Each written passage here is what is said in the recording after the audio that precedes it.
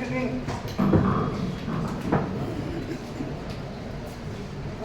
Indian school of social sciences நடக்கும் இந்த கருத்தரங்கத்திற்கு வந்துள்ள அனைவருக்கும் மாலை வணக்கம்.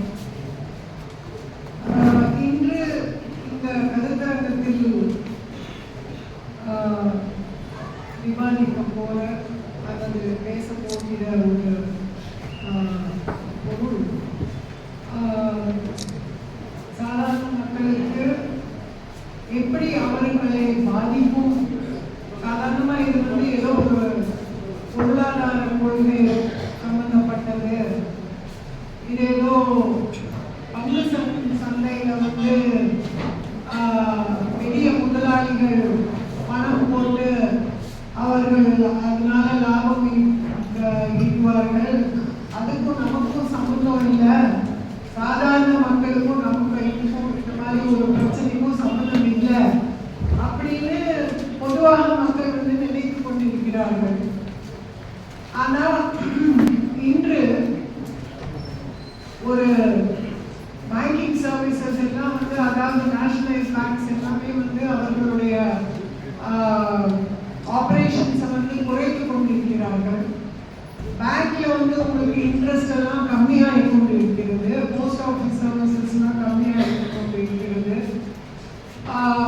சிறு சேவிங்ஸ் எல்லாமே பழைய மாதிரி ஸ்கீம்ஸ் எல்லாம் இல்லை. அப்போ சாதாரண மக்கள் கூட வந்து இந்த பங்கு சந்தையில் வந்து இன்வெஸ்ட்மெண்ட் பண்ணி கொஞ்சம் அதிகமாக இன்ட்ரெஸ்ட் நமக்கு கிடைக்குமா அப்படிங்கிற ஒரு போக்கில் தான் இன்னைக்கு எல்லா இளைஞர்கள் பர்டிகுலர்லி இருக்காங்க. அது தவிர இந்த பழைய பென்ஷன் ஸ்கீம்னு இருந்தது பார்த்தீங்களா, கவர்மெண்ட் சர்வன்ஸ்க்கு, அது போயிடுச்சு. இந்த நியூ பென்ஷன் ஸ்கீம்னு ஒன்று இன்ட்ரடியூஸ் பண்ணியிருக்காங்க.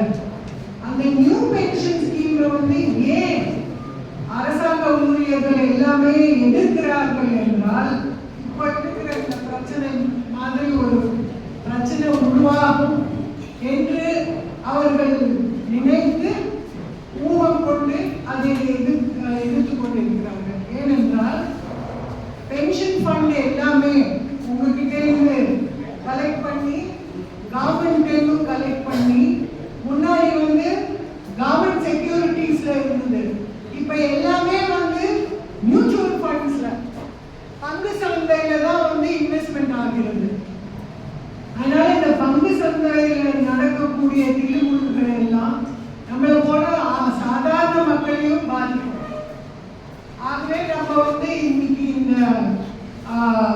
கருத்து, அதாவது ஹிண்டன்பர்க் அறிக்கை, அதானி குழுமம், செபி, இதை பற்றி விவாதித்து நம்மளுடைய டிமாண்ட் என்னன்னா, தேவை ஒரு சுயேட்சையான விசாரணை, ஒரு independent probe into this nexus of Adani Group and the SEBI chairman. And let us remember that all the opposition parties have also been accusing, both inside and outside the parliament, that this Adani Group has got enormous clout and is a close friend of the Prime Minister of India today. Therefore, he enjoys enormous protection, patronage at the hands of the government and at the hands of SEBI chief is what has emerged now. இப்போ இந்த Hindenburg report என்பது ஒரு வருஷம் முன்னால Hindenburg report number 1 வந்தது. அதுல இந்த Adani enterprises, இந்த அதானி குரூப் வந்து பங்கு சந்தையில பண்ண பல மோசடிகள், தில்லுமுள்ளுகள், ரெகுலேஷன்ஸை எப்படி வந்து அவங்க சப்வர்ட் பண்ணி அவங்களோட இன்வெஸ்ட்மெண்ட்ஸ்லாம் இருந்தது. ஆஃப் ஷோர் ஃபண்ட்ஸ், அதாவது இந்தியாவில் இன்வெஸ்ட் பண்ணாமல் வெளியில் இன்வெஸ்ட் பண்ணி டாக்ஸ் பெனிஃபிட்ஸ்லாம் என்ஜாய் பண்ணி அந்த பணத்தையே திருப்பி நம்மளோட நாட்டில் வந்து ரொட்டேட் பண்ணுறது, இதெல்லாம் பற்றி ஒரு பெரிய ரிப்போர்ட் கொடுத்துருந்தாங்க. அந்த ரிப்போர்ட்டை பற்றி இன்வெஸ்டிகேஷன் பண்ணணும், செபி மூலமாக இன்வெஸ்டிகேஷன் பண்ணணும். ஆனால் செபி வந்து இன்வெஸ்டிகேஷன் பண்ணவே இல்லை. அவர்கள் வந்து எப்படி ரெகுலேஷன்ஸ் அண்ட் சட்டங்களை வந்து லூப் பிடிச்சி எப்படி அதை வயலேட் பண்ணி அவர்கள் பங்கு சந்தையில் வந்து அவங்களுடைய இன்வெஸ்ட்மெண்ட்ஸ்லாம் இருக்கு, கம்பெனி ஷேர் ஹோல்டிங்ஸ்லாம் இருக்கு அப்படின்னு சொல்லி ஒரு இன்வெஸ்டிகேஷனே இல்லை அப்படின்னு ஒரு டிமாண்ட்ஸ் இருந்தது. அப்போ சில பேர் வந்து சுப்ரீம் கோர்ட்டில் வந்து கேஸ் தாக்கல் பண்ணாங்க. சொன்னாங்க இந்த செபி மூலமாக ஒரு இன்வெஸ்டிகேஷனும் நடக்கல, ஆகவே ஒரு இண்டிபெண்டன்ட் ப்ரோப் தேவை அப்படின்னு சொல்லிட்டு சுப்ரீம் கோர்ட்ல கேஸ் தாக்கல் பண்ணாங்க. அப்போ சுப்ரீம் கோர்ட் வந்து ஒரு சீரீஸ் ஆஃப் உத்தரவுகள் கொடுத்தது. முதல்ல வந்து 2023 ஒரு உத்தரவு போட்டாங்க. அதுல என்ன சொன்னாங்க,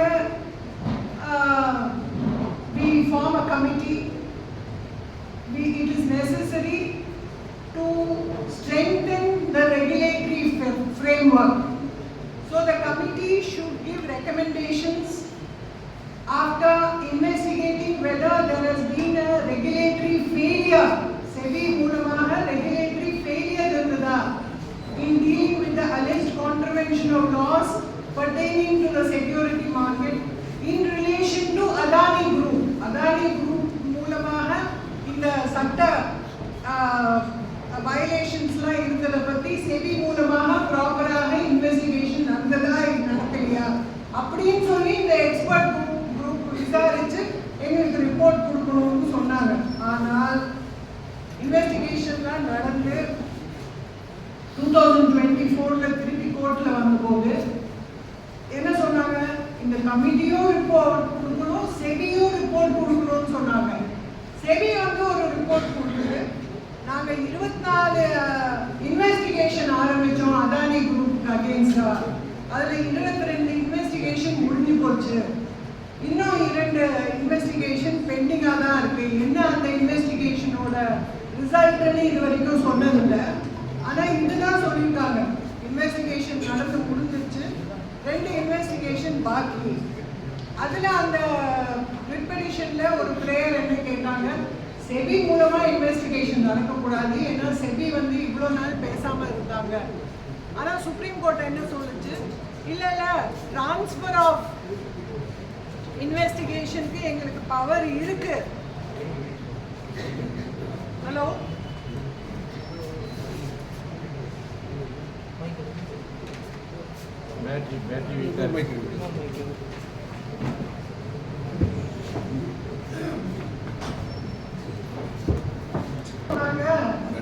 இந்த ட்ரான்ஸ்ஃபர் ஆஃப் இன்வெஸ்டிகேஷனுக்கு எங்களுக்கு பவர் இருக்கு, இருந்தாலும் செபி வந்து இந்த தடவை சரியா இன்வெஸ்டிகேஷன் பண்ணலன்னு சொல்றதுக்கு எங்களுக்கு போதுமான ஆதாரங்கள் இல்லை. ஆகவே செபி வந்து இன்வெஸ்டிகேஷன் பண்ணணும் அப்படின்னு சொல்லி கேஸை க்ளோஸ் பண்ணிட்டாங்க. இப்போ பிரச்சனை என்னன்னா, 2வது ஹிண்டன்பர்க் ரிப்போர்ட் வந்திருக்கு. இந்த ஹிண்டன்பர்க் வந்து ஒரு ஷார்ட் செல்லர், அவர் வந்து அவரோட பர்சனல் இன்ட்ரெஸ்ட்னால அதானி குரூப்பை டார்கெட் பண்றாரு. அதெல்லாம் அவங்களுக்குள்ள சண்டை நடக்கணும், நம்ம அவங்களுக்கு சம்மந்தம் கிடையாது. நம்ம என்ன பார்க்கணும்னா, பப்ளிக் இன்ட்ரெஸ்டை எப்படி ப்ரொடெக்ட் பண்றாங்க இந்த செபி, அதுதான் நம்மளுடைய concern. as an ordinary person, how is SEBI functioning?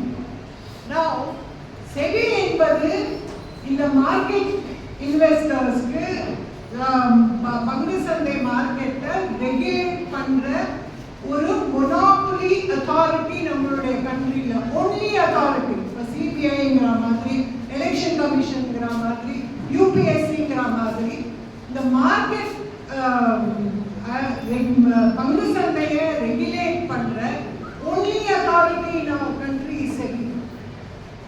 It has got enormous powers.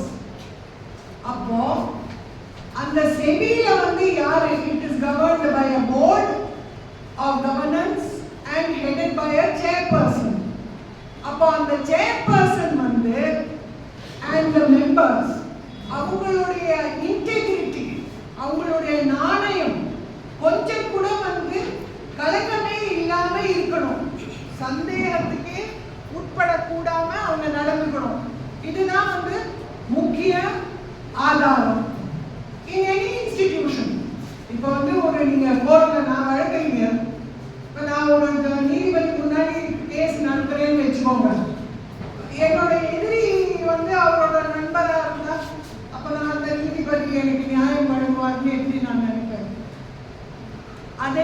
கேஸ்ல நடக்குது.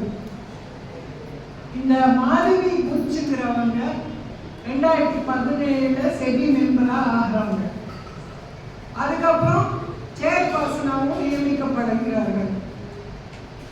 இது வரைக்கும் கன்வென்ஷன் என்னன்னா, no chairperson so far has been appointed who is from the corporate world.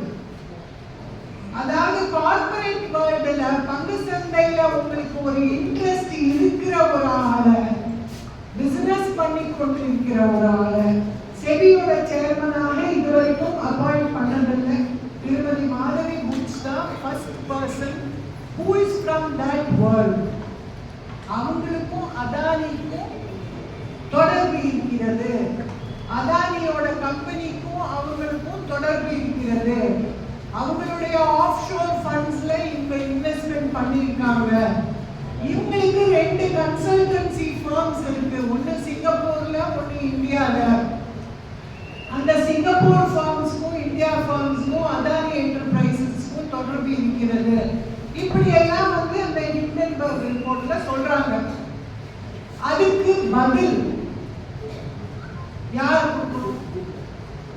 ஏன்னா இந்த மாதிரி புட்ச அப்பாயிண்ட் பண்ணது கவர்மெண்ட்.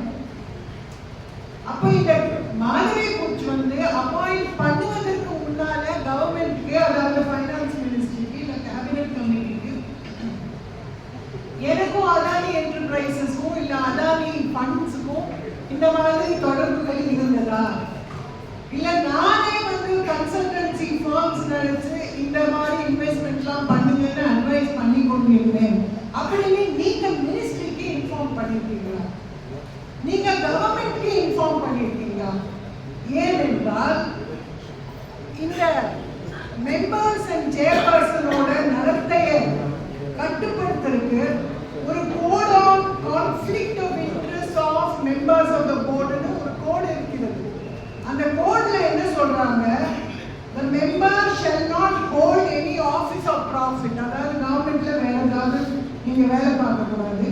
இன்னொரு என்ன சொல்றாங்க? shall not engage in any other professional activity which entails receipt of salary or professional fees. Hindenburg report என்ன சொல்றாங்க? அவங்க கன்சல்டன்சி ஃபர்ம் மூலமாக ப்ரொஃபஷனல் ஃபீஸ், அதாவது பல கோடி டாலர்ஸ் அவங்க போன வருஷம் வரைக்கும் ஏர்ன் பண்ணிருக்காங்க. அந்த கன்சல்டன்சி ஃபர்ம்ஸ், அந்த consultancy firms investment firms. So இந்த செபி எதை கண்ட்ரோல் பண்ணுதோ அந்த வேலையை பார்க்கறாங்க அந்த கன்சல்டன்சி மூலமாக. அப்ப நமக்கு சாதாரண மக்களுக்கு எப்படி வந்து இந்த சேர்மன் வந்து நாணயமா நடந்துக்கிறாங்க, இவங்க வந்து அதானி மேல இருக்க குற்றச்சாட்டை வந்து ஒரு பாரபட்சம் இல்லாம இம்பார்ஷியலாக அவங்க இன்வெஸ்டிகேஷன் பண்ணுவாங்க. ஏன்னா அதானி என்டர்பிரைசஸ்ல அதானி ஃபண்ட்ஸ்ல உங்களுக்கு இன்ட்ரெஸ்ட் இருக்கும்போது நீங்க எப்படி வந்து நீங்க இண்டிபெண்டன்டாக வித் இன்டெகிரிட்டி வித் ப்ராபிட்டி நீங்களே எப்படி இன்வெஸ்டிகேட் பண்ணுவீங்கன்றது ஒரு நாணயமான கேள்வி சாதாரண மக்கள் மத்தியில எழுகிறது. இப்போ சில பேர் அவங்க உடனே மாதிரி புடிச்சு ஒரு ரிப்ளை கொடுத்துருக்காங்க, நான் ஒரு தப்பும் பண்ணல, நான் இந்த மாதிரி என்னோட டீலிங்ஸ் எல்லாம் இருந்ததுன்னு சொல்லிட்டு நான் செபி போர்டுக்கு இன்ஃபார்ம் பண்ணிட்டேன் அப்பப்போ அப்படின்னு சொல்றாங்க. கேள்வி என்னன்னா, சுப்ரீம் கோர்ட்ல கேஸ் நடந்து போகுது. சுப்ரீம் கோர்ட்ல மெயின் क्वेश्चन என்னன்னா, செபி ஒழுங்காக இன்வெஸ்டிகேஷன் பண்ணிச்சா இல்லையா அப்படின்னு கேள்வி. அப்ப சுப்ரீம் கோர்ட் நீதிபதிகள் அந்த கேஸை என்னன்னு சொல்லி க்ளோஸ் பண்றாங்க. இல்ல இல்ல செபி பேர்ல எங்களுக்கு ஃபுல் நம்பிக்கை இருக்கு, அவங்க சரியாக இன்வெஸ்டிகேஷன் பண்ணிட்டு இருக்காங்கன்னு சொன்னாங்க. ஆனால் நீதிபதி முன்னால நீங்க சொன்னீங்களா, எனக்கும் அதானி என்டர்பிரைசஸ்க்கும் அந்த அதானி குரூப்புக்கும் தொடர்பு இருந்தது, அந்த ஃபண்ட்ஸ்க்கும் எனக்கும் இன்வெஸ்ட்மெண்ட்ஸ்ல தொடர்பு இருந்தது, அவங்க எனக்கு பரிச்சயம், என்னுடைய நண்பர்கள் அப்படின்னு நீங்க சொன்னீங்களா? நீதிபதிகள்கிட்ட நீங்க சொல்லியிருக்கணுமா வேண்டாம்?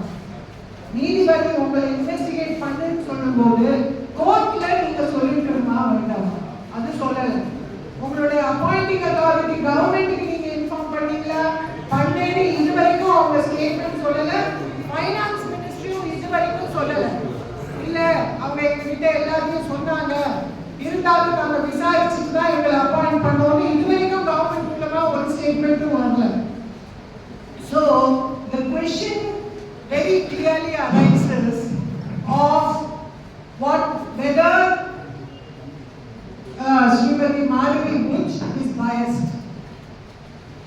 Now bias அப்படினா சட்டத்துல வந்து நீங்க ப்ரூவ் பண்ணணும்ங்கற அவசியம் இல்லை. இந்த மாதிரி ஒரு நடவடிக்கையில நீங்க வந்து பயஸ்டா இருக்கிறதுக்கு வாய்ப்பு இருக்கா? ஏன்னா you are the head of the institution. அப்போ இந்த மாதிரி ஒரு possibility of impartiality இல்ல அப்படின்னு ஒரு possible apprehension, reasonable apprehension in the common man's mind. அது எழுமா எழாதா? என்னோட நண்பனை நான் வந்து இன்வெஸ்டிகேட் பண்ணணும்னு சொன்னா நானே பண்றேன்னா நீங்க நம்புவீங்க? அதான் சிம்பிள் क्वेश्चन. இப்போ சுப்ரீம் கோர்ட் என்ன சொல்றாங்க? இதே மாதிரி BCCI board of control of cricket of India அவங்க என்ன சொல்றாங்க? நானே தான் சேர்மன். திரு ஸ்ரீனிவாசன் இங்க இருந்தாரு. அவர் சொன்னாரு நானே தான் BCCI சேர்மன், ஆனா நானே வந்து கமர்ஷியலாக IPL நடத்துறேன் அப்படின்னு சொன்னாரு. அப்ப BCCI ஓட கடமை என்ன? கிரிக்கெட் கண்ட்ரோல்ல, கிரிக்கெட் நடத்துவதில் ஒரு தகுதி தத்தமும் நடக்கக்கூடாது, ஒரு ஊழலும் நடக்கக்கூடாது என்பது அவருடைய கடமை. ஆனால் அவரே வந்து ஒரு கமர்ஷியலாக IPL நடத்தினா அப்ப ஊழல் நடக்குமா நடக்காதா? சுப்ரீம் கோர்ட்ல சொன்னாவே இதை நாங்க ஏற்க மாட்டோம். நீங்க வந்து ஊழல் பண்ணீங்கன்னு நீங்க ப்ரூவ் பண்ண வேண்டாம், நான் ஊழல் பண்ணலன்னு நீங்க நிரூபிக்கவும் வேண்டாம். ஏன்னா institution is higher than the individual. அப்ப அவங்க சொல்றாங்க சுப்ரீம் கோர்ட்ல, an act of balancing between public interest and private interest must be made. Thus, institution as also public interest must be uppermost in the mind of the court. When such factors are to be taken into consideration, the court may not insist upon proof. ஏன்னா இவங்க மாதவி பூச்சி அவங்க ரிப்ளைல சொல்றாங்க, யாருமே prove பண்ணல, நாங்க ஹிண்டன்பர்க்கு notice அனுப்புறோம், எப்படி நீங்க சொல்றீங்கன்னு சொல்லிட்டு இப்படியா அவங்க பதில் சொல்லிட்டு இருக்காங்க. The court must bear in mind the limitations in arriving at a finding in regard to lack of integrity against the person concerned. ஆக்சுவலாக ஊழல் நடந்திருக்கு இந்த மாதவி பூச்சி மூலமாக அப்படின்னு ப்ரூவ் பண்றது as a common person நமக்கு வந்து it is impossible. We don't have the facts, but we know as a fact that she has had dealings with Adani. We know as a fact that she has run a consulting firm and she has been earning money from the consulting firm. ஒரு பத்திரிகை நிருபர் கேட்டிருக்காரு, உங்க consulting ஃபர்மோட clients எல்லாம் யாரு? அதுல Adani group இருக்கா? சொல்லுங்க பதில்.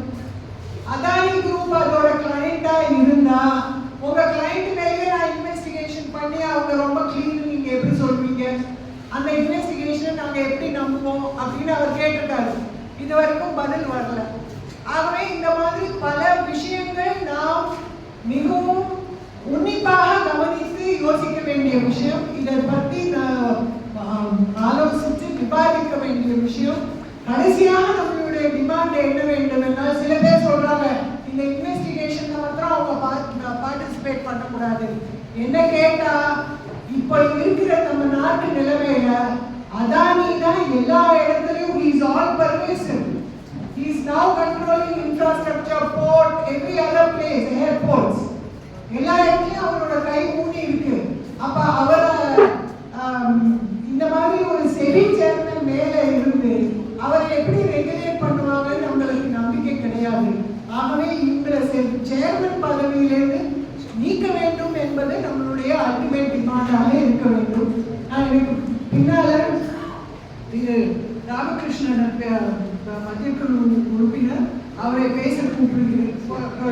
போலிட் பியூரோ மெம்பர் அவரை நான் பேச கூப்பிடுகிறேன். ஏன்னா இன்றைய அரசியல் சூழ்நிலையில் இந்த பிரச்சனையை நான் ஏன் இவ்வளவு கவலையாக கவனிக்க வேண்டி இருக்கிறது என்பதை விளக்கி சொல்வோம்.